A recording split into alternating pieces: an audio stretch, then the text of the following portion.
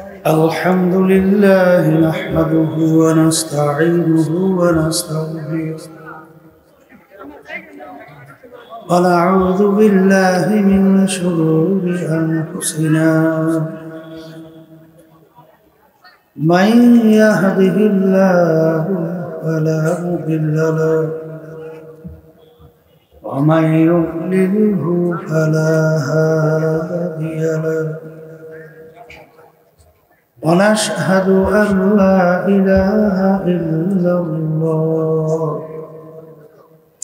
وحده لا شريك له ونشهد أن محمدا عبده ورسوله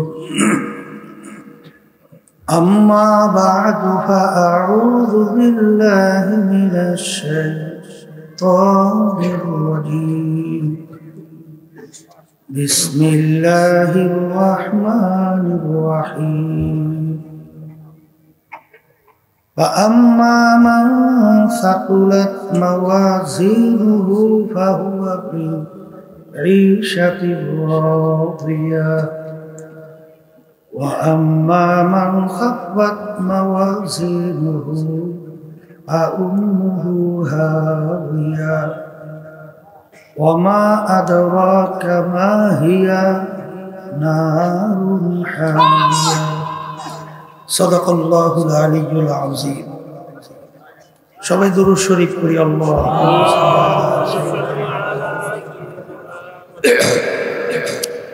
হাবিবনা সাল্লাল্লাহু আলাইহি ওয়া আলা আলিহি ওয়া সাহবিহি اللهم صل على سيدنا وحبيبنا ومولانا محمد صلى الله عليه وعلى آله وأصحابه وبارك اللهم صل على سيدنا وحبيبنا ومولانا محمد صلى الله عليه وعلى آله وأصحابه وسلم শুকরিয়া আদায় করতেছি মহান রব্বুল আলামিনের দরবারে। রব্বুল আলামিন ফিতনা ফাসাদের যুগে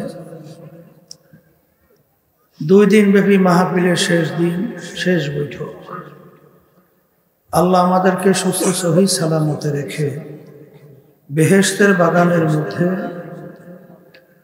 জাকিরিন শাকিরিন সাদিকিন অনেক আল্লাহর খাস বান্দারাই মজলিসে আছে, যাদের সঙ্গে আমাদের জীবনের একটা সময় রব্বুল আলামিন কাটাবার সুযোগ করে দিলেন। শুকরিয়াতান বলি আলহামদুলিল্লাহ। মানুষ মরণশীল। গালেবে গুমান হাকিমুল উম্মাত আশরাফ আলী থানভী রাহমাতুল্লাহি আলাইহি, তার কাছে একজন জিজ্ঞেস করছেন, হুজুর মৃত্যুর কি কোনো নির্ধারিত সময়সীমা আছে? হুজুর বলছিলেন আছে। বলে তা কেমন? বলে তুমি যেদিন জন্মগ্রহণ করছো সেদিন নির্ধারণ হয়ে গেছে, তুমি একদিন মৃত্যুবরণ করবা। এই মাদ্রাসা বামইল আমার এখনো মনে আছে, তখন স্যার পাড়াইয়া গেছিলাম, আব্বাজান রহমাতুল্লাহি আলাইহির সাথে আসছিলাম। যে মাদ্রাসা উদুদের আব্বা সহ যারা প্রতিষ্ঠা করছিলেন, এলাকার অনেক মুরব্বী আজকে দুনিয়াতে নাই। আব্বাজান রহমাতুল্লাহি আলাইহি তিনিও নাই। এমন একদিন আসবে, আমরাও থাকবো। মানুষ মরণশীল। একদিন আমাদেরকে সবাইকে দুনিয়া থেকে বিদায় নিয়ে কবরে যাওয়া লাগবে। দুনিয়ার ভিতরে যত জাতি বিচরণ করে সব জাতি কিন্তু পরকাল বিশ্বাস করে। হিন্দুরাও করে, খ্রিস্টানরাও করে, অন্যান্য বিজাতি তারাও করে। আমরা মুসলমান, আমরাও কিন্তু পরকাল বিশ্বাস করি। কথা ঠিক না? কিন্তু তামাম দুনিয়ার ভিতরে একমাত্র মুসলমান জাতি ছাড়া অন্য কোনো জাতি চ্যালেঞ্জের মাধ্যমে বুক টান করে বুক ফুলাইয়া কেউ টিকতে পারে নাই, কোনোদিন পারবে না। একমাত্র দুনিয়ার ভিতরে মুসলমান জাতি আজকে দুনিয়ার মধ্যে চ্যালেঞ্জের মাধ্যমে গলা টান করে বুক ফুলাইয়া দুনিয়ায় টিকে আছে।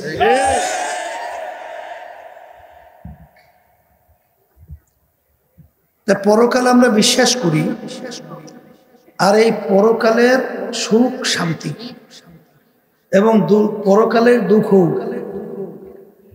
এই সব কিছুই কামাই করার জায়গা হলো দুনিয়াতে। যারা চিরতরে পরকালের জিন্দেগিতে সুখে থাকতে চান, আমি যে আয়াত শরীফ আপনাদের সামনে তেলাওয়াত করেছি, আয়াতের ভিতর আল্লাহ রাব্বুল আলামিন বলেছেন, কিয়ামতের ময়দানে আমি বান্দা বান্দি আমল নামা দাড়ি পাল্লায় দিয়ে ওজন দেব। যাদের নেকের পাল্লা ভারী হবে তাদের জন্য আমি এমন জায়গা বানায় রাখছি, যেই জায়গার নাম হলো বেহেশত। বেহেশতের ব্যাপারে আল্লাহ রাসূল সাল্লাল্লাহু আলাইহি ওয়াসাল্লাম বলছেন যে এত সুন্দর, এত আরামদায়ক, যা কেউ কোনোদিন দেখে নাই, চোখ দিয়া দেখে নাই। এমন সুন্দর যে কেউ কোনোদিন কানেও শোনে নাই যে এরকম সুন্দর হতে পারে, তার চেয়েও সুন্দর। আল্লাহ রাসূল সাল্লাল্লাহু আলাইহি ওয়াসাল্লাম বলেন, বেহেশত এমন সুন্দর জায়গা, আল্লাহ এত সুন্দরভাবে তৈরি করছেন যে কেউ কোনোদিন পরিকল্পনাও করতে পারে নাই যে এরকম সুন্দর হতে পারে, তার চেয়েও সুন্দর। আর কিয়ামতের ময়দানে আল্লাহ রাব্বুল আলামিন আমলনামা যখন ওজন দেবে, যাদের গুনার পাল্লা ভারী হবে, নেকের পাল্লা হালকা হবে, তাদের জন্য আল্লাহ রাব্বুল আলামিন এমন শাস্তির জায়গা তৈরি করছেন, যে শাস্তির জায়গার নাম হলো জাহান্নাম। যেই জাহান্নামের ব্যাপারে আল্লাহ রাসূল সাল্লাল্লাহু আলাইহি ওয়াসাল্লাম বলেছেন, এত ভয়ানক, এত কঠিন যে কেউ কোনোদিন শুনে নাই, দেখেও নাই, কল্পনাও আসে নাই যে এরকম শাস্তি, এরকম কষ্ট, এরকম ভয়ানক হতে পারে, তার চেয়েও ভয়ানক। কে বলছে? আল্লাহ রাসূল সাল্লাল্লাহু আলাইহি ওয়াসাল্লাম। এখন আমার ভাইদেরকে বলবো, পর্দার আড়ালের মা বোনরা যারা শুনতেছে, আমরা মুসলমান যারা, তারা তো স্বাভাবিক চাই যে দুনিয়া থেকে বিদায় নিয়ে কবরে যাব, ওই আখিরাতের যে স্থায়ী শান্তিকে বেহেশতে আমরা যাব, এরকম নিয়ত আছে না? এই বেহেশতে যাওয়ার জন্য, জাহান্নাম থেকে বাঁচার জন্য যে মাহফিলে আসছে, এই জাহান্নাম থেকে বাঁচার জন্য, বেহেশতে যাওয়ার জন্যই তো নামাজ পড়ি, রোজা রাখি, হজ জাকাত আদায় করি, ভালো কাজগুলো করি, কথা ঠিক না? অনেক সময় আমার অনেক ভাইরা, অনেক পর্দালে মা বোনেরা, তারা বলে, হুজুর চাই তো ভালো কাজ করতে, কিন্তু পারতেছি না। না পারার পিছনে কারণ আছে না? না নাই? আল্লাহ রাব্বুল আলামিন আপনাকে আমাকে বানাইছে, বানানোর পরে দুনিয়াতে পাঠাইছেন। আল্লাহ রাব্বুল আলামিন কোরআনুল কারীমের ভিতরে বলছেন, আল্লাযী ইউওয়াসউইসু ফী সুদুরিন নাস মিনাল জিন্নাতি ওয়ান নাস। এখানে দুই ধরনের শত্রুর কথা আল্লাহ বলছেন, যে তোমাদেরকে শত্রু ধোঁকা দিয়া, খারাপ কাজের ভিতরে লিপ্ত করাইয়া জাহান্নামে নেওয়ার জন্য চেষ্টা করে। এর ভিতরে একটা হলো জিন শয়তান। কি শয়তান? আর জিন শয়তানের ব্যাপার আল্লাহ রাব্বুল আলামিন বলছেন, ইন্নাশ শাইতানা লাকুম আদুউন ফাত্তাখিযুহু আদুওয়া। কোরআনুল কারীমের ভিতরে আল্লাহ বলছেন যে শয়তান তোমাদের জাহের বাহের প্রকাশ্যে শত্রু, ওকে তোমরা শত্রু হিসেবেই যাইনো, কখনো বন্ধু হিসেবে গ্রহণ করিও না। কে বলছেন? আল্লাহ। এখন জিন শয়তান আপনাকে আমাকে কোরআন কারীমে অন্য আয়াতে আল্লাহ বলছেন যে দুনিয়ার যে চাকচিক্যময় এইটা আপনার আমার সামনে ওইভাবে উপস্থাপন করে আপনার আমার মন দিলকে ওদিকে ঝুঁকায়। কে ঝুঁকায়? শয়তান। কে ঝুঁকায়? শয়তান। আপনার আমার মন দিল ওদিকে ঝুঁকে যায়। এখন ওই শয়তান থেকে আমাদের বাঁচা লাগবে, কথা ঠিক কিনা? আর একটা শত্রুর কথা বলছি, মানুষ শয়তান। আর একটা কি শয়তান? মানুষ শয়তান। এই মানুষ শয়তান কিন্তু আপনার স্ত্রী হতে পারে, আপনার ছেলে সন্তান হতে পারে, আপনার বাপও হতে পারে, আপনার বন্ধু বান্ধব হতে পারে, আপনার দলের নেতা নেত্রীরাও হতে পারে। তাহলে হুজুর তা কেমন? এক কথায় বুঝবেন যে আপনাকে গুনার ব্যাপারে উদ্বুদ্ধ করে, সে যে হোক না কেন, সেই হলো মানুষ শয়তান। সেদিন কে সর্বনাই মাহফিল শেষ হইল না? এক আল্লাহর বান্দা নতুন মনে হয় সর্বনাই আসছিল। সর্বনাই থেকে যাওয়ার পরে তার স্ত্রী তার দাড়ি ধরে সিরিয়ে বলাইছে, বলতেছে তুই সর্বনাই গেছো, মানে দাড়ি রাখছো। সে আমার কাছে মোবাইল করে কান্দে আর বলে, হুজুর আমি বলছি ধৈর্য ধরে, আল্লাহ রাব্বুল আলামিন হেফাজত করেন। যদিও নাকি তার স্ত্রী নেকের কাজে কি দেয়? বাধা দেয়।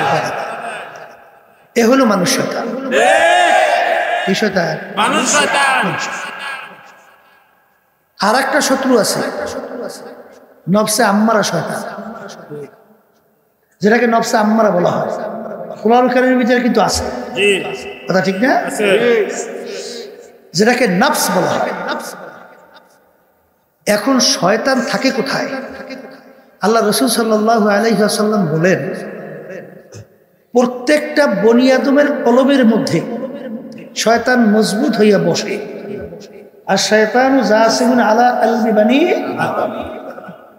প্রত্যেকটা বনি আদমের কলবের ভিতরে শয়তান মজবুত হইয়া বসে করে কি? ওয়াসওয়াসা দেয়। ইউওয়াসওয়িসু ফি সুদুরিন নাস।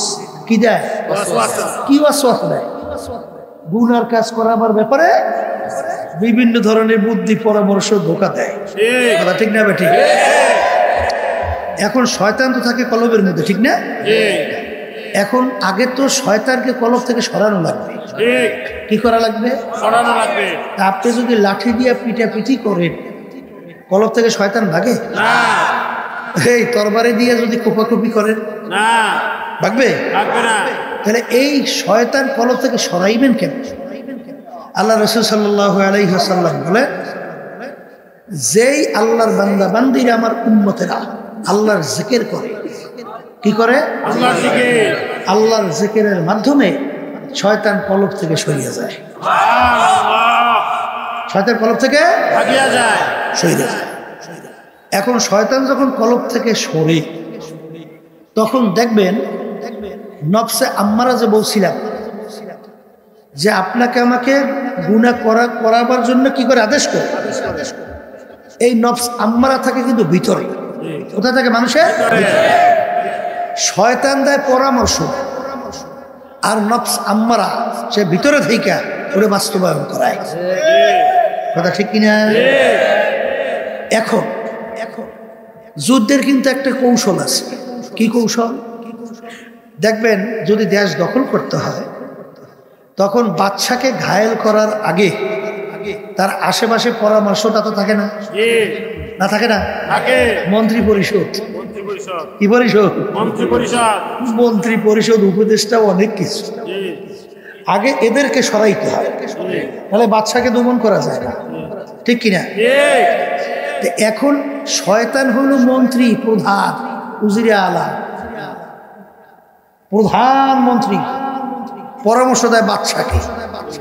তাকে শয়তানকে সরাইতে হবে। এখন শয়তান সরানোর জন্য অস্ত্র কি?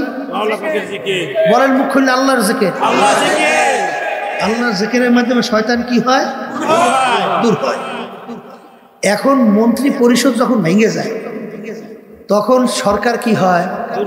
বাদশা দুর্বল হয়। এখন এই বাদশার সঙ্গে যুদ্ধ করতে হবে। কি করা লাগবে? এই যুদ্ধ করতে হবে। যুদ্ধটা কিন্তু অত সহজ না। আল্লাহ রাসূল সাল্লাল্লাহু আলাইহি ওয়াসাল্লাম বলেন, রাজানা মিন জিহাদিল আসগারি ইলা জিহাদিল আকবার। আল্লাহ রাসূল সাল্লাল্লাহু আলাইহি ওয়াসাল্লাম বলেন যে হে আমার সাহাবারা, ছোট যুদ্ধের থেকে বড় যুদ্ধের দিকে রওনা করলাম। কে বলছেন? আল্লাহ রাসূল। সাহাবায়ে কেরাম প্রশ্ন করলেন, হে আল্লাহ রাসূল সাল্লাল্লাহু আলাইহি ওয়াসাল্লাম, এখন মাত্র যুদ্ধ করলাম, আমাদের কত লোক শাহাদাত বরণ করছে, ওদের কত লোক মেরে ফেললাম, এর চেয়ে আবার বড় যুদ্ধ কোনটা? আল্লাহ রাসূল সাল্লাল্লাহু আলাইহি ওয়াসাল্লাম বলেন, নফসের সঙ্গে জিহাদ করা এর চেয়ে বড় যুদ্ধ। নফসের সঙ্গে জিহাদ করা বড় যুদ্ধ, এই যুদ্ধের চেয়ে বড় যুদ্ধ। বলে তা কেমন? বাহিরের শব্দ এত বাড়াইছে, মানুষ যে ঘরে করছে বাচ্চারা সুস্থ থাকবে তাও মনে হয় থাকতে দেবে না। মাঠের বাইরের শব্দ একরকমের করার চেষ্টা করে,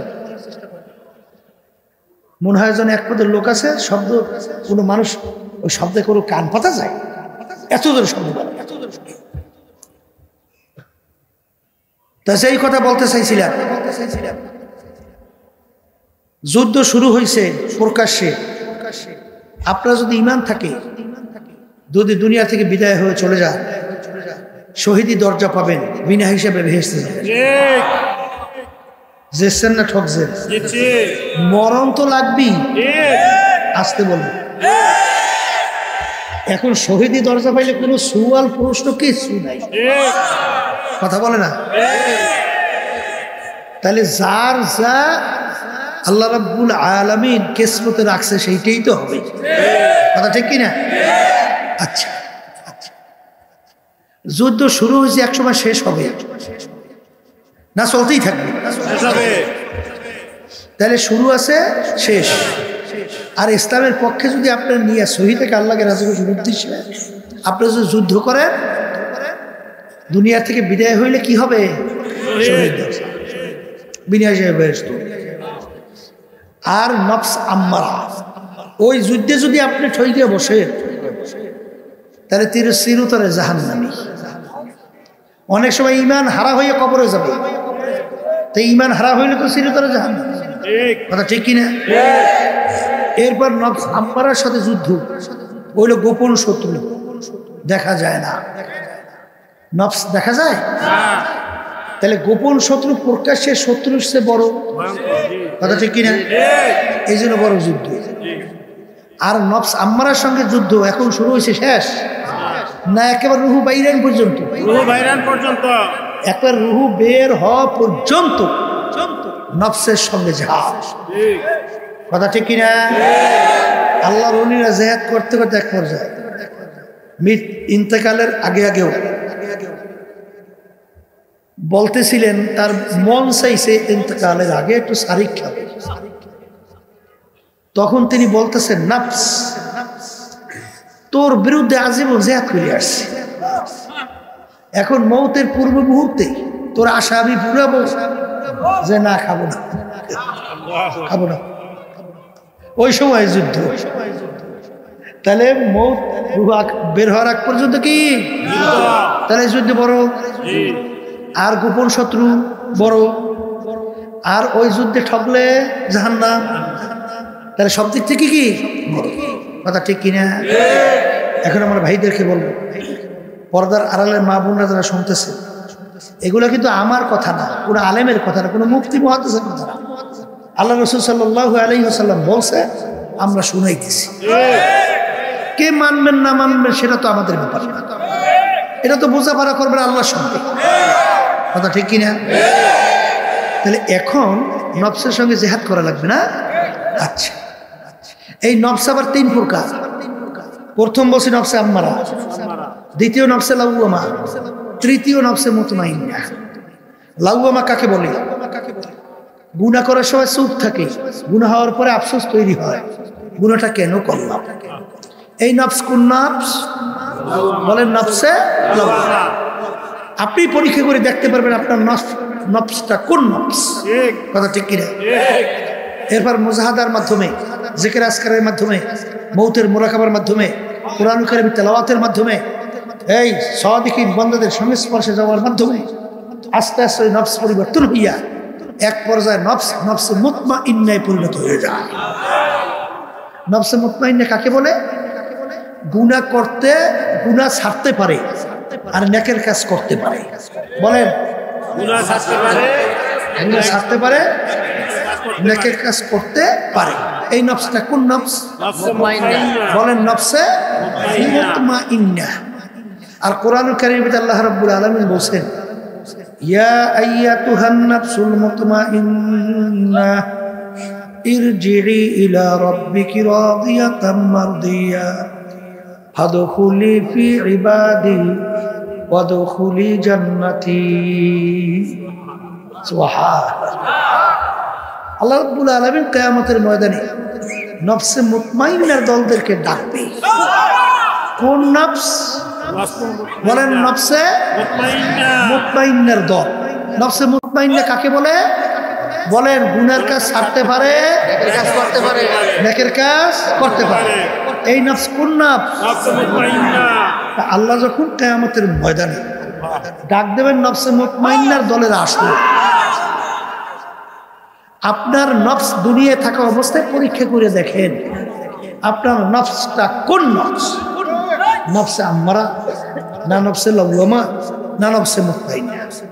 যদি নফসে মুতমাইন্নায় আপনার নফসকে না পৌঁছাইতে পারে, তাহলে কিয়ামতের ময়দান যখন আল্লাহ আপনাকে ডাকবে, আল্লাহ যখন নফসে মুতমাইন্নার দলদেরকে ডাকবে, তখন আপনি আল্লাহর ডাকে সাড়া দিতে পারবেন?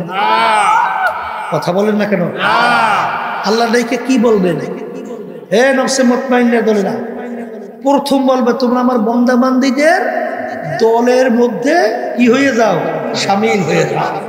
সুবহানাল্লাহ। এরপর আল্লাহ বলবেন বেহেশতে এখন ঢোকো। আগে বান্দা বান্দীদের কাতারে শামিল, এরপরে কি বেহেশতে। এখন আমার ভাইদেরকে বলবো, পর্দালে মা বোনরা যারা শুনতেছে, আচ্ছা এখন নফস কি নফসে মুতমাইন্না পৌঁছানো লাগবে?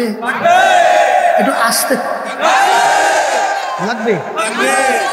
নফসে মুতমাইন্না পৌঁছার জন্য চেষ্টা করা লাগবে না? হ্যাঁ, চেষ্টা কেমনে করবে একটু পরীক্ষা করে দেখেন। যারা সহি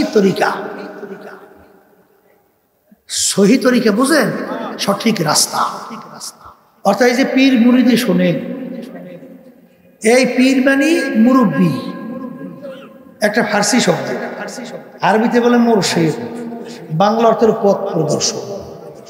যারা এই সহি তরিকার সাথে জড়াইছে, সম্পর্ক রাখছে, আর এটা তো আল্লাহর হুকুম পালন করছে। কার হুকুম? আল্লাহ কি বলছে? তোমরা সাদিকিন বান্দাদের সঙ্গী হও, তাদের সঙ্গে স্পর্শে যাও। গেলে হয় কি? আল্লামা জালালউদ্দিন রুমি রহমাতুল্লাহি আলাইহি তিনি বলছিলেন না, খোদ বা খোদ মাওলানা রুমি না আসো, তা গোলামে শামসুত তিবরিজি না আসো। আমি রুমি ততক্ষণ পর্যন্ত রুমি হতে পারি নাই যতক্ষণ পর্যন্ত শামসুত তিবরিজির সংস্পর্শে যাই নাই, তার শাগরেদ হতে পারি নাই। তাহলে বোঝা গেল যে আল্লাহর হুকুম আকুনুমা সাদিকিন, আপনি আল্লাহর খাস বন্ধুদের সঙ্গে সম্পর্ক যদি তৈরি না করেন, আপনি ইচ্ছা করলেই শয়তানের ধোঁকা, নফস আম্মারার ধোঁকার থেকে বাঁচা সম্ভব না। এই ক্ষেত্রে আমার আব্বাজান রহমাতুল্লাহি আলাইহি দাদাজানের কথা উল্লেখ করে বলতে, আমার দাদাজান রহমাতুল্লাহি আলাইহি বলছিলেন, যার মুরব্বি নাই ওর মুরব্বি হয় শয়তান। কারণ আল্লাহ রাসূল কি বলছে? শয়তান কোথায় বসা থাকে? তাই কলয়ে বসে কি দেয়? ওয়াসওয়াসা দিয়ে বান্দাবান্দিকে কোথায় নেয়? গুনাহ কাজের ভিতরে নিয়ে জাহান্নামের দিকে রওনা করায়। কথা ঠিক না? এখন কিতাব ঠিক না? ঠিক। এই জন্য আমার ভাইদেরকে বলবো, পর্দা আলে মা বোনরা শুনতেছে, পরীক্ষা করে দেখি যারা সহি তরিকার সাথে জড়াইয়া আছে, তাদের আমল আখলাকের দিকে তাকাইয়ে দেখে। আমল মানে কাজ, আখলাক মানে চরিত্র। আখলাক মানে কি? চরিত্র। আর আমল মানে কি? কাজ। আমল আখলাক আর উত্তম চরিত্র ছাড়া কেউ কোনোদিন বেহেশতে যাইতে পারে? পারবে না। শোনেন, আল্লাহ রাব্বুল আলামিন তার রাসূলকে দুনিয়াতে পাঠাইছেন, উপদেশ কি দিয়েছেন? কি দিয়েছেন? ইন্নাকা লাআলা খুলুকিন আযীম। নিশ্চয়ই আপনাকে আমি উত্তম চরিত্রের অধিকারী কইরা আমি আপনাকে সৃষ্টি করছি। কথা ঠিক কি না? এখন উত্তম চরিত্র তৈরি করার জন্য আর নেক আমল বাড়াবার জন্য সাদিকিন বান্দাদের সংস্পর্শে আসতে বুঝে নাই মনে হয়। সবাই বলেন যাওয়া লাগবে। কথা ঠিক কিনা?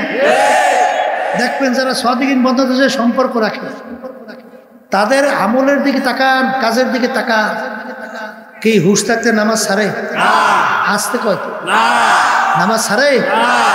আচ্ছা, নামাজ ছাড়ে না, মিথ্যা কথা বলে বলে না, জুলুম করে করে না। তাইলে বুঝে গেল হারামের কাছেও আল্লাহর ফজলে যায় না, সুদ ঘুষের কাছেও যায় না, কারণ ওটা খারাপ আমল। ওটা কি আমল? এই অনেকে তো নামাজও পড়ে আবার রোজাও রাখে, এগুলো হইল সব বাহ্যিক। আসলে বাস্তবতা, আসলে সে কিন্তু লোক দেখানো অনেকটাই। অনেকে আবার চালাক বলছিলাম। একজন সাংবাদিক বড় শিক্ষিত, কিছুদিন আগে আমাদের আন্দোলন অফিসে গেছে আমার সঙ্গে দেখা করার জন্য।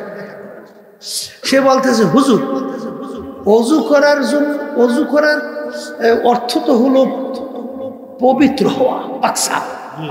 তা আমি যদি পাকসাপ থাকি তাহলে আমার অজু করা লাগবে না? নাউজুবিল্লাহ করেন না, বুঝলেন? এখন হে তো পাকসাপ আছে, অজু করা লাগবে। আমি বলতেছিলাম আপনি নামাজ পড়েন কেন? কলে আল্লাহর হুকুম। কি কার হুকুম? তা আপনি নামাজ পড়েন, আল্লাহর হুকুম পালন করেন। আর অজু কিন্তু করার জন্য নামাজের আগে আল্লাহ বলছেন আল্লাহর হুকুম। এখানে ওইসব চালাকি মালাকি চলবে না। কথা ঠিকই না? চামড়ার মোটা মোজা পরে না শীতের মধ্যে? আচ্ছা, আমরা হাঁটি কি পায়ের উল্টা করিয়ে না পায়ের নিচ দিয়ে? তলা দিয়ে হাঁটি, ঠিক না? আচ্ছা, এই মোটা মোজা মাসে করে কি পায়ের নিচে না উপরে? কিন্তু জ্ঞান কি বলে? হাঁটলাম তো পাওয়ার নিচ দিয়ে, মাসে করলে করা লাগে নিচে। উপরে কিসের? শরিয়াত বলছে মাসে করা লাগবে মোজার উপরে। এইটা মাইনে নেওয়ার নামই হলো মুসলমান। মুসলমান আমরা অনেকে বলি, অর্থ জানেন? মুসলমান একটা আরবি শব্দ। কি শব্দ? ইংরেজিতে বলে সারেন্ডার, বাংলা অর্থ হলো আত্মসমর্পণ। মুসলমান শব্দের অর্থ কি? এই আত্মসমর্পণ বুঝেন না? কি বুঝলেন? এক কথায় বুঝাতে যে কবি বলছিলেন, মুসলমানি বুয়াদ গরদান নেহাদান এনানে খুদ বাদাস্তে খাজাদান। মুসলমান বলা হয় কাকে? একটা উদাহরণ, ঘোড়ার মুখে যখন লাগাম লাগায়, লাগাম লাগাই যখন লাগাম সরি হাতে ছাড়ে, তখন ঘোড়ার নিজের বুদ্ধি, চালাকি, শক্তি কি কি চলে? আপনারাই বলেন চলে না। অর্থাৎ ওই সওয়ারি ঘোড়াকে যেভাবে চালায় ওইভাবে চলা লাগে। কোন শক্তি আছে যদি চলা? লাগাম কার হাতে? লাগাম মুখে লাগাইছে ঘোড়া, লাগামের রশি ছাড়ছে কার হাতে? এখন সওয়ারি যেভাবে চালায়, রানা চান্দ্রের ডাক, বাবা চান্দ্রের বাম, ঈশ্বরের চান্দ্রের তারাই দিচ্ছে। কথা ঠিক না বেটা? আমরা যারা মুসলমান দাবি করি, কি পড়ছেন? কালিমা পড়ছেন? আসতে কত পড়ছেন? এর অর্থ কি? কালিমার লাগা মুখে লাগাইছে, ঠিক কিনা?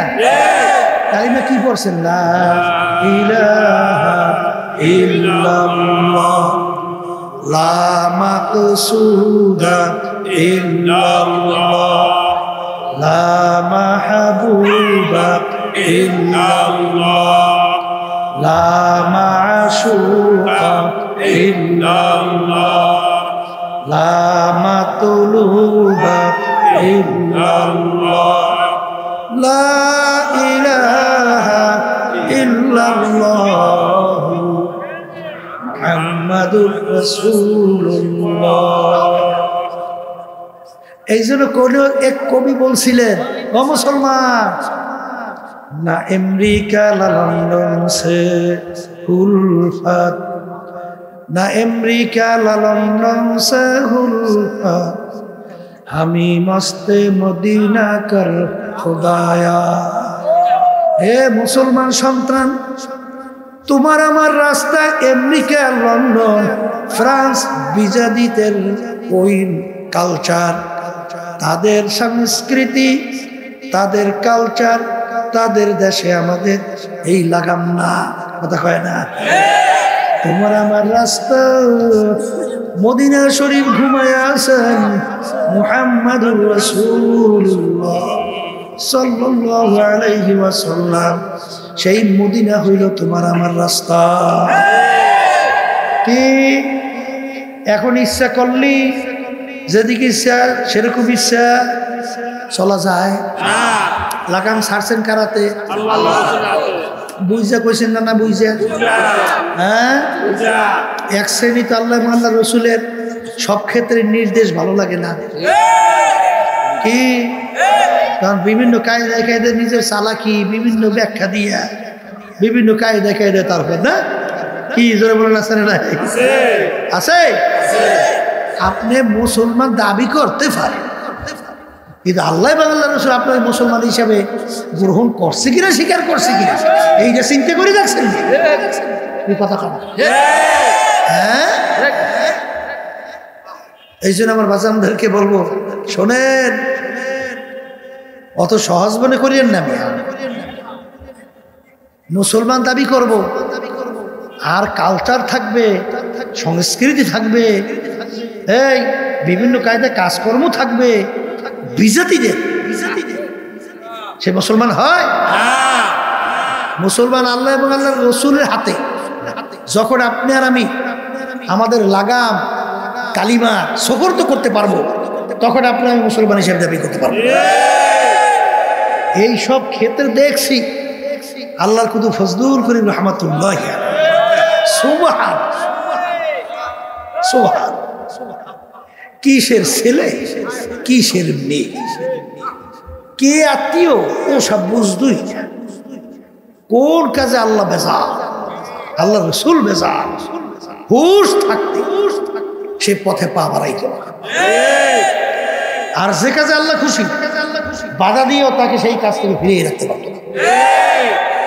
আমাদের বুঝ হওয়ার পরে যতটুকু দেখছি, কথা ঠিক না? এই জন্য আমার বাজানদেরকে বলবো, নেকের পাল্লা ভারী করতে চান না? গুনার পাল্লা হালকা হোক চান না? আরে গুণা তো আসি, গুণা ছাড়া কোনো মানুষ আছে? আল্লাহ রাসূল সাল্লাল্লাহু আলাইহি ওয়াসাল্লাম কি বলছেন? কুল্লুকুম খাত্তাউ, তোমরা সবাই গুনাহগার, গুনাহগার ছাড়া কেউ নাই। তাহলে গুনাহ তো আসি, কথা ঠিক না? ঠিক। তাহলে এখন নেকের পাল্লা কি করা লাগবে? বলের মুখ খুলে ভারী করা লাগবে, আর গুনার পাল্লা হালকা। কি জোরে বলেন, কথা ঠিক কিনা? এখন নেকের পাল্লা ভারী, গুনার পাল্লা হালকা। এই জন্য আল্লাহ হুকুম করছেন সদেকিন বন্দাদের সঙ্গীও। এখন সদেকিন বন্দাদের সঙ্গী হইলে তখন কোন কোন কাজ করলে তোমার নেকের পাল্লা ভারী হবে, গুনার পাল্লা হালকা হবে, তোমাকে শিক্ষা দেবে, কথা ঠিক কিনা? যে কোরআন এবং হাদিস অনুযায়ী আপনি মাইনা আল্লাহর ফজলে আমল করবেন, দিন আর দিন দেখবেন আপনার নেকের পাল্লা ভারী হইতেছে আর গুনার পাল্লা হালকা হইতেছে, কথা ঠিক কিনা? আবু বকর সিদ্দিক রাদিয়াল্লাহু তাআলা আনহু, ওমর ফারুক রাদিয়াল্লাহু তাআলা আনহু, ওসমান গনি রাদিয়াল্লাহু তাআলা আনহু, আলী কারামাতুল্লাহ আজহুর রাদিয়াল্লাহু তাআলা আনহু, এই যে সাহাবাই কেরামদের কথা শুনছেন, তাবিঈনদের কথা শুনছেন, তাবিঈনদের কথা শুনছেন, এই উলামায়ে মুতাকাদ্দিমিন মুতাআখিরিন হাত্তা কাল এখন পর্যন্ত যত আল্লাহ ওয়ালাদের আল্লাহ ওলিদের ইতিহাস শুনছে, তারা যে করে একজন আল্লাহর খাস বন্দা সংস্পর্শে যায় নাই? আসতে গেছে না, যায় নাই? শোনেন, তাদের আদব ছিল কি? আদব বোঝেন তো? নম্রতা, ভদ্রতা। আর একটা নিয়ম আছে, বেয়াদব মাহরুম গাছআজ ফজলে রব। বেয়াদব কাকে বলে? যে কথা মানে না, তাকে বলে কি? বেয়াদব আল্লাহর রহমত থেকে বঞ্চিত হয়। ইমাম বুখারী রহমাতুল্লাহি আলাইহি গালেবে গুমান, তিনি দর্শে পড়াইতেছেন, একটা ছেলে বারবার, যেটা মনে পড়তেছে বুখারী রহমাতুল্লাহি মনে হয়, ওই দর্শের নিচ দিয়া যাইতেছে আইতেছে, কিন্তু হুজুর বারবার দাঁড়াই যাইতেছে। কি ব্যাপার? ওই ছেলেটা ছিল একটা বিজাতির ছেলে, অন্য ধর্মের, কিন্তু সে তাকে সম্মান দেখাইতেছে। ব্যাপার কি? তখন ছাত্ররা যখন প্রশ্ন করলেন, তখন তিনি বলতেছেন যে ওই ছেলেটার বাপ থেকে আমি একটা মাসালা হল করছি, এই দিক থেকে সে আমার শিক্ষক, এই জন্য শিক্ষকের ছেলে হিসাবে আমি তাকে সম্মান করতেছি। এই জন্য তো আল্লাহ রাব্বুল আলামিন তাদেরকে এই মর্যাদা দান করছে। কথা বলেন না কেন? আব্বাজান রহমাতুল্লাহি আলাইহিকে দেখছি, সুবহানাল্লাহ, শাইখুল হাদিস আজিজুল হক সাহেব রহমাতুল্লাহি আলাইহি, তিনি বরিশাল মাহমুদিয়া মাদ্রাসা, সেখানে একটা মিটিং ছিল, সেই মিটিংয়ে তিনিও গেছিলেন। আব্বাজান রহমাতুল্লাহি আলাইহি তিনিও গেছিলেন। হুজুর যাই আগে পুচ্ছিলেন, আর আব্বাজান একটু পরে গেছিলেন। যখন আব্বাজান গেছেন, শাইখুল হাদিস হুজুর রহমাতুল্লাহি আলাইহি, তিনি তো আব্বাজানের ওস্তাদ, কথা ঠিক না? যখন সোজেন ফজলুল করিম আসছে, হুজুর জায়গার থেকে উঠে দরজার সামনে চলে গেছে, আব্বাকে অভ্যর্থনা জানাবো। ছাত্র এখন আব্বাজান রহমাতুল্লাহি আলাইহি একেবারে লজ্জায় অস্থির। আব্বাজান বলতে, হুজুর আপনি এরকম করলে আমি শরম পাই না। তখন হুজুর বলতেছে, বাবা ফজলুল করিম, শোনো, আমরা হইলাম গোলাপ ফুল গাছ। আমরা কি? গোলাপ ফুল গাছ। আর তুমি হইলে গোলাপ ফুল। এই গোলাপ ফুল গাছের মধ্যে কাটা ভরা না? কাটা ভরা না? আচ্ছা, গোলাপ ফুল গাছের কাছে কেউ যাইতে চায় না, কিন্তু আর এত এই আদর, ওর এত যত্ন, কারণ কি? ওই কাটাযুক্ত গাছ থেকে এমন এক ফুল বের করি, যেই ফুলের জন্য সব পাগল, যার ঘেরানে সব মুগ্ধ। হুজুর বলতেছেন, বাবা ফজলুল করিম, আমরা হলাম গোলাপ ফুল গাছ, আমাদের ভিতর থেকে তোমার মতো ফজলুল করিম একটা গোলাপ ফুল বের করতে পারছি, তাই তোমাদের কারণে আমাদের সম্মান। তা তোমাকে আমরা সম্মান আদর করবো না?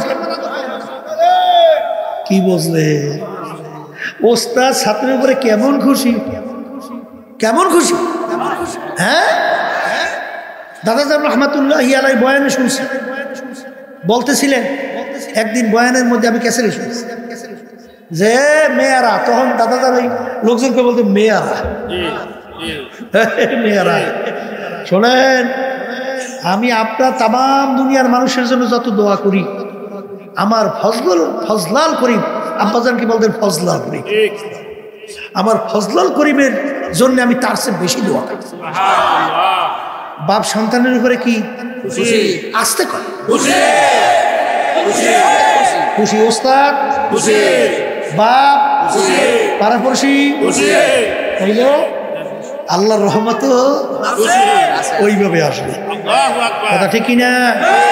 এই জন্য বেয়াদব মাহরুম গাছআজ রব, যে নাকি বেয়াদব হয়, আল্লাহর রহমত থেকে বঞ্চিত হয়। কথা ঠিক কিনা? শোনেন, তাদের আদব ছিল কেমনে, কেমন? এই আবু বকর সিদ্দিক রাদিয়াল্লাহু তাআলার কথা বলতেছিলাম, কেমনে কথা মানে। শোনেন কি আল্লাহ রাসূল সাল্লাল্লাহু আলাইহি ওয়াসাল্লাম বলতেছেন, আবু বকর তুমি প্রস্তুত থাকিও, হিজরতের হুকুম আসতে পারে। কিসের হুকুম? হিজরতের। প্রায় 6 মাস আগে বলছে। জি, কয় মাস? 6 মাস।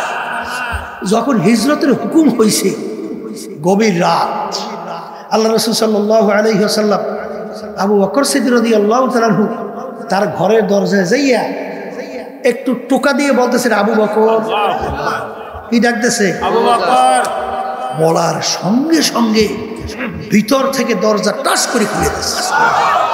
মুহূর্তও দেরি না, মুহূর্তও দেরি না। আল্লাহ রাসূল সাল্লাল্লাহু আলাইহি ওয়াসাল্লাম বলেন, আবু বকর তুমি এত তাড়াতাড়ি দরজা কিভাবে খুললা?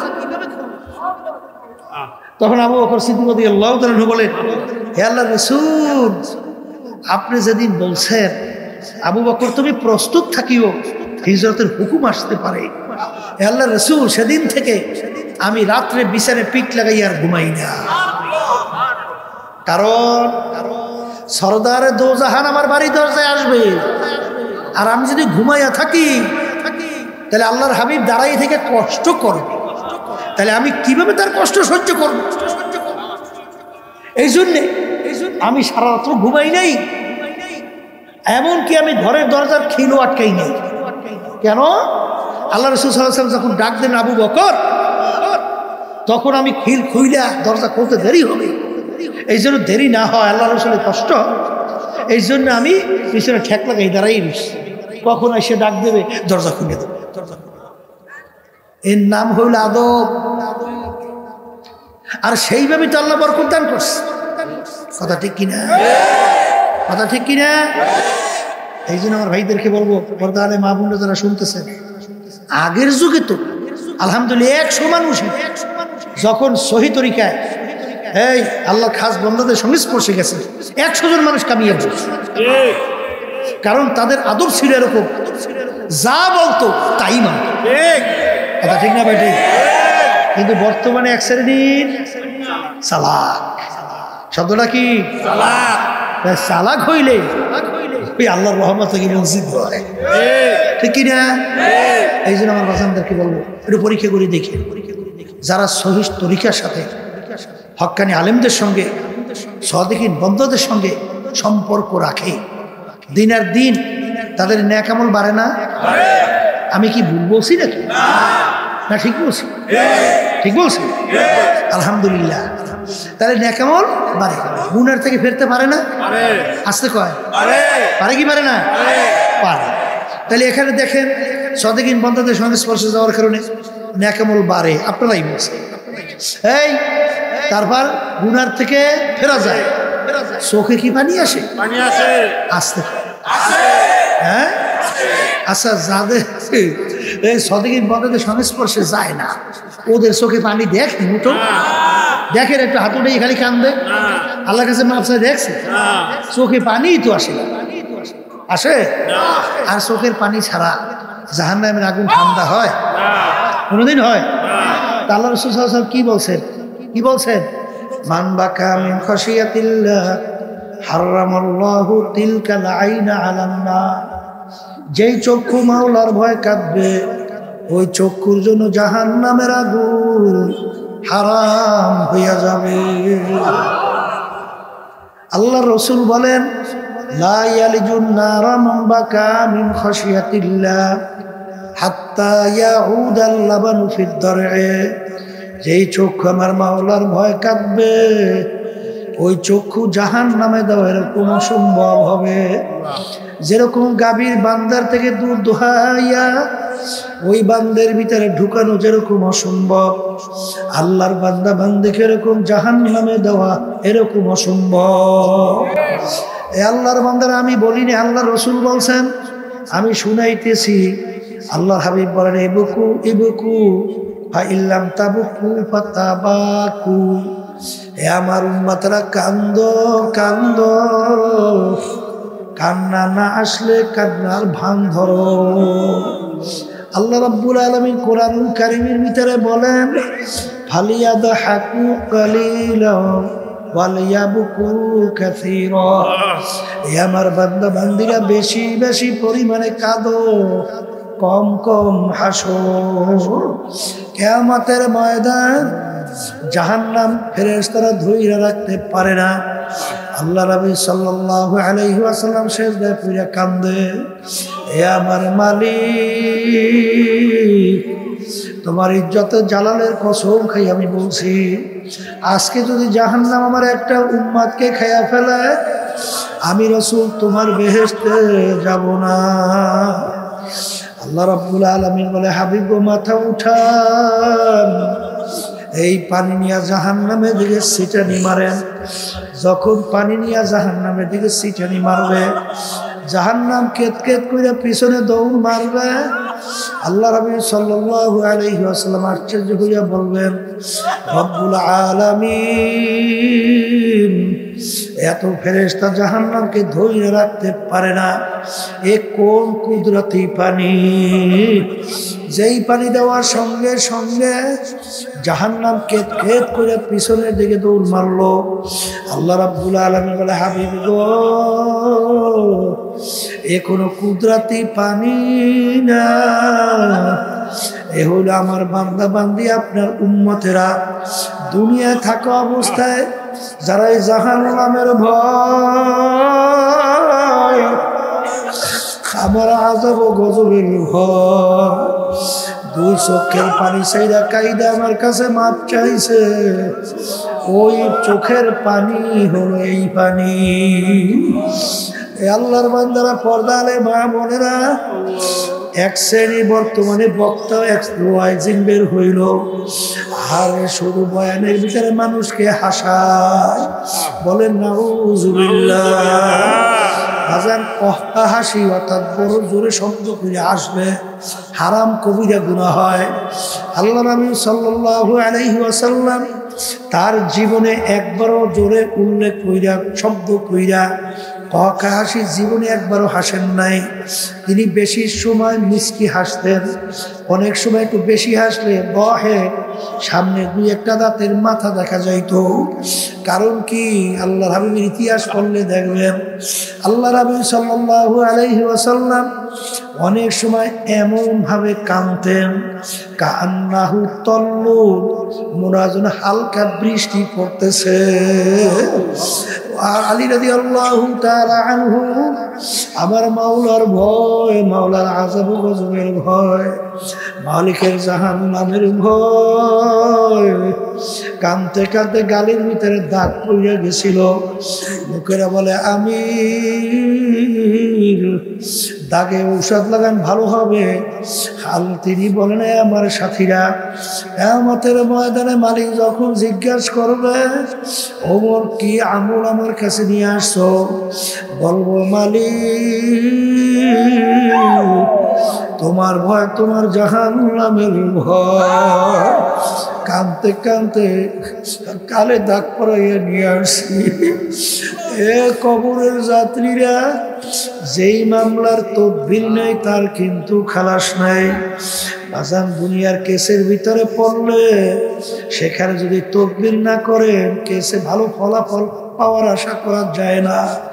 এ কবরের যাত্রীরা, তোমার আমার সামনে আখিরাতের 5টা মামলা দাঁড় হইয়া আছে। একটা মৌতের মামলা, কবরের মামলা, মিজান পুলসিরাতের মামলা, কিয়ামতের ময়দানের মামলা। এই মামলায় যদি তদবির না করো, দুনিয়া থাকো অবস্থায়, ওই মামলায় কিন্তু ভালো ফলাফলের আশা করা যায় না। বাজার আমার মৌত কি ইমান সহকারে হবে না কোন অবস্থায় হবে, এই চিন্তা যারা করবে এবং মৌত ইমান সহকারে হওয়ার জন্য যারা চেষ্টা করবে, আল্লাহর ফজলও করবে, তাদের ইমান সহকারী মৌত হবে। বাজার এরকম শত শত হাজার হাজার ঘটনা বাজার বাংলাদেশের মধ্যেও আছে। হারে মৌতের পূর্ব মুহূর্তে তাদের জবান থেকে কালিমা বের হইতে আছে। আল্লাহ আমার জন্য, আমাদের সবার জন্য কবুল করেন। হাদিসের ভিতরে আসছে, মান ক্বালা লা ইলাহা ইল্লাল্লাহ ফাদাখালাল জান্নাহ।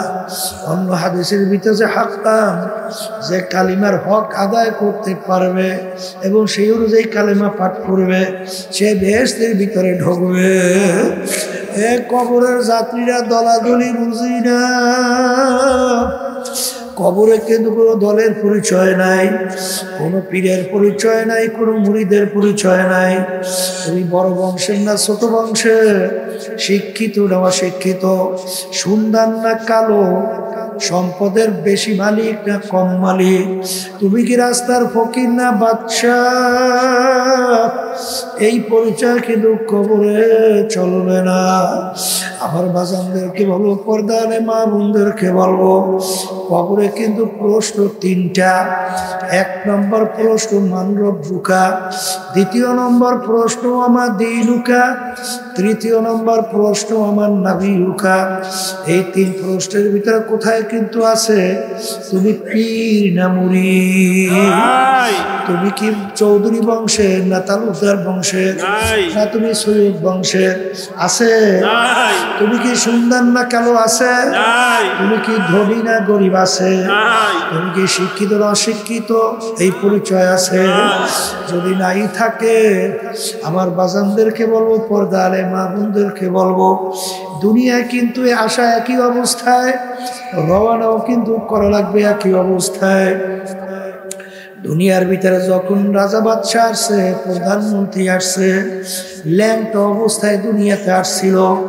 রাস্তার ফকির সেও যখন দুনিয়াতে আসছে, ল্যাংটা অবস্থায় আসছে। বাজার ভাগ্যের বিনিময়ে কেউ বা বাদশাহ, কেউ বা প্রধানমন্ত্রী, কেউ বা মুক্ত মুখ সমুখ, আর বাজার কেউ বা রাস্তার ফকির। হে কবরের যাত্রীরা যখন কবরে রওনা করবে, বাদশাকেও কিন্তু কাপড় 3টা দিয়ে প্যাঁচ দিবে, আর রাস্তার ফকির তাকেও কিন্তু কাপড় 3টা দিয়েই প্যাঁচ দিবে। বাজান প্রশ্ন কবর কিন্তু একই রকমের হবে। বাদশার জন্য কবর 3.5 হাত, গরিবের জন্য কবর 3.5 হাত।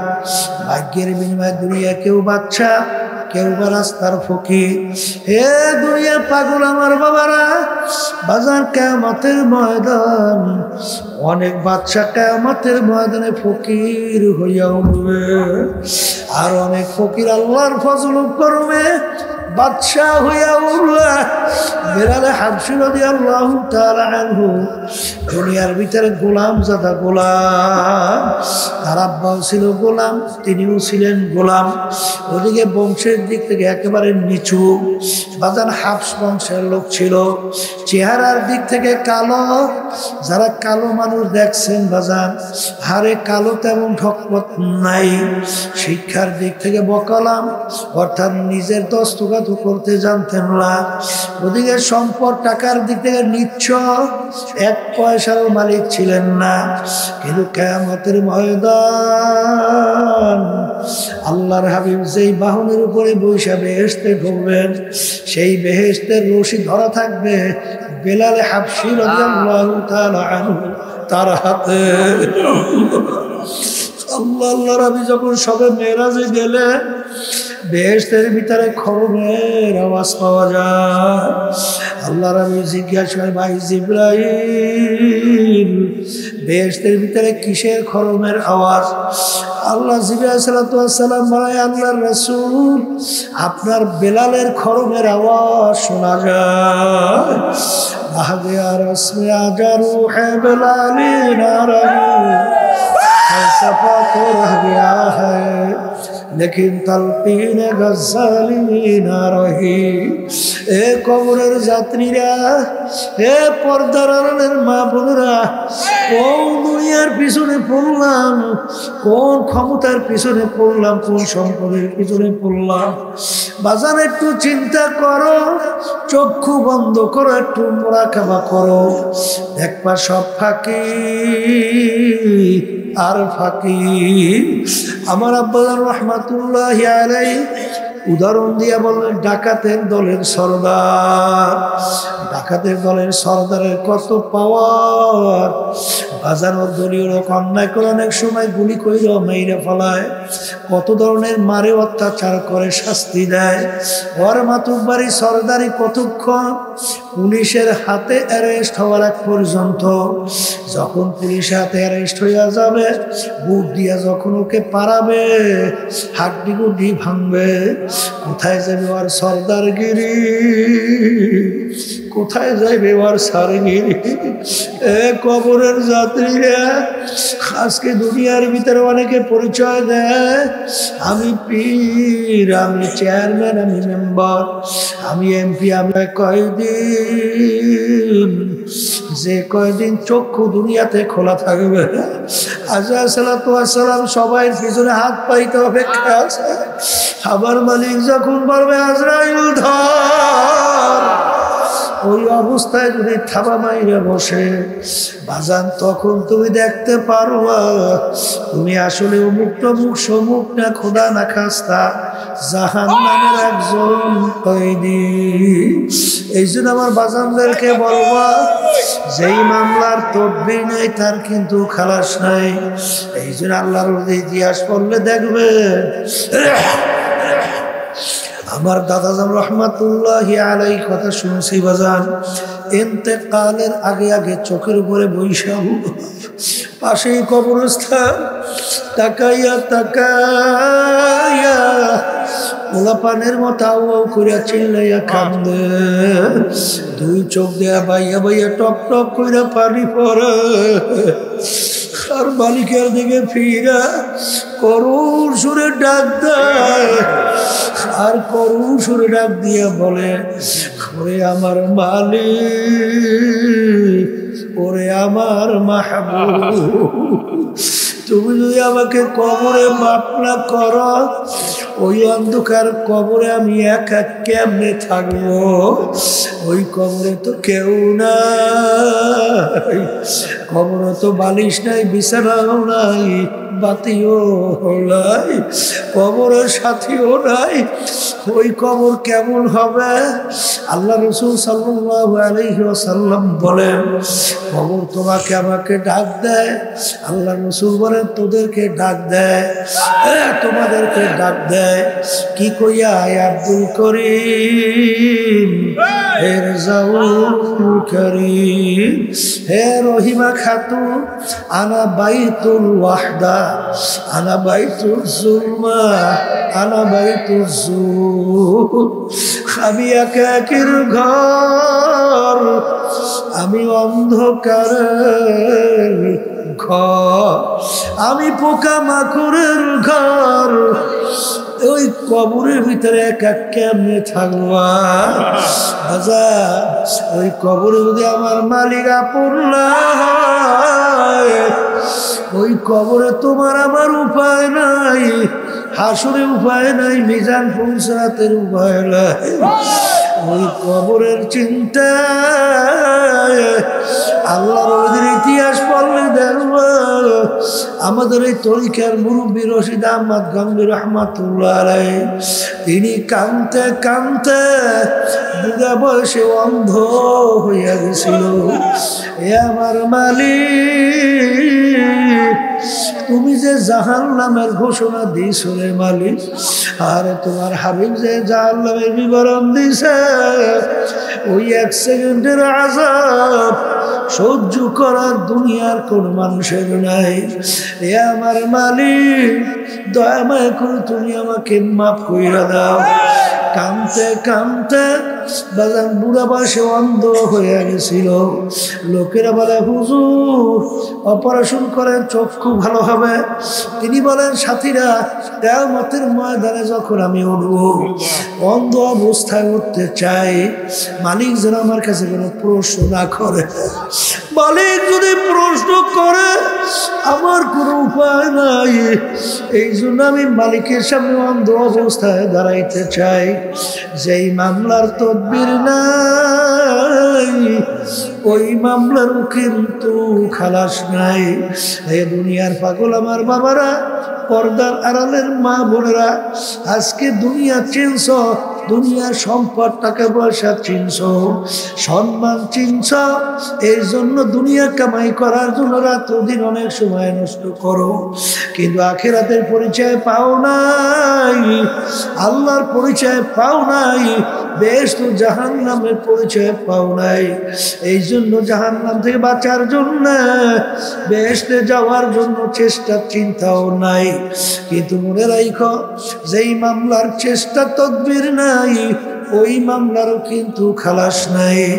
এই জন্য আমার বাজানদেরকে বলবো, পর্দারে মা বোনদেরকে বলবো, বাজান দুনিয়ার যে কোনো কাজের ভিতরে নির্ধারিত সময় থাকে, তারিখ দেওয়া থাকে।